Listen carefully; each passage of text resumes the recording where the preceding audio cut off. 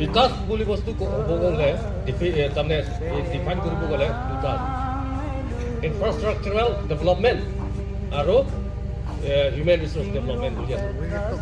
It's true সঁচাকৈ Karbi আংলঙত depot কামুকাম আমৰেন অলপ develop হৈছে, মই সঁচা কথা ক'ম দেই।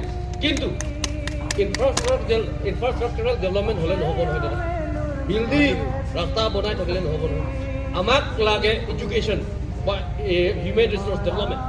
আপুনি চাওক, হয় এডুকেশ্যন বুলি কোৱালিটি ৰিচেণ্ট যুৱ পুৰুষী মানে কেতিয়া হৈছে কাৰ্বি আংলং লিষ্ট, কাৰ্বি আংলং আৰু ৱেষ্ট কাৰ্বি আংলং লিষ্ট কোনটো নাম্বাৰত আছে? সিরিয়াল নাম্বার 33 সব পুরা last in terms of education Karbi Anglong kono so result.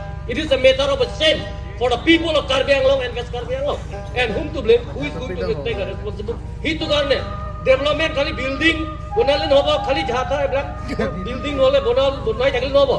Of top priority dia tu being a student of college of KSA ami to request koribo bisarisu je education development to বা human resource development to priority দিব কাৰণে কাৰ্বি ছাত্ৰ সংগঠনৰ দাবী যে শিক্ষাৰ ক্ষেত্ৰত বহু পিছ